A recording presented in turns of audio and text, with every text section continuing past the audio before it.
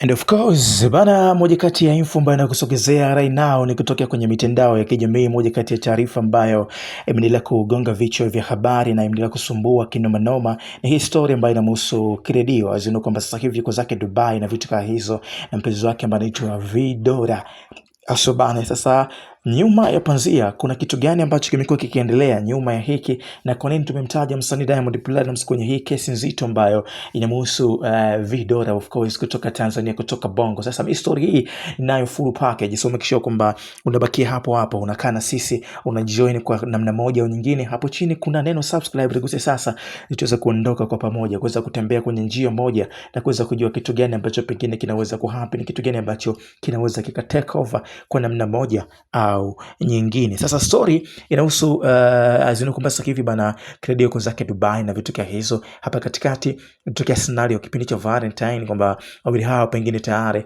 wameshaweza kubwagana, kuweza kuwekana chini, kwa maana kwamba kila moja amekuwa akipiga harakati zake na kuendeleza mishe zake nje ya uhusiano wao ambao tumefahamu kwamba pengine wana date kwa muda huu ambao umekuwa kwa muda mrefu sana. Sasa story ambayo imefukuriwa na story ambayo imesogezwa na moja kati ya of course waandishi of course wanaita Maimartha Jesse, yameeleza sababu au kisa cha wao kuweza kutofautiana, kuweza kugombana. Sababu kubwa inataja ni Diamond kuweza kuingilia hii relation ya Kiredio. Kuna kipindi Diamond alikuwa anamsupport sana Kiredio, lakini kumbe ukaribu wake ulikuwa na kitu fulani ambacho kinatafutwa. That is, na inatajwa kwamba kuna baadhi ya apartment ambayo ameweza kumpangia, na inafika time Diamond huwa anapita kule kujaribu kuhakikisha kwamba kuangalia mazingira yako sawa. Sasa unaweza kujiongeza tu, hali inakuwaje kwaje bana. Imekuwa moja kati ya story ambayo ikaenda viral sana, na moja kati ya story ambayo imezidi chukua headline sana kwenye mitandao ya kijamii. Unataka kujua kitu gani ambacho pengine Kiredio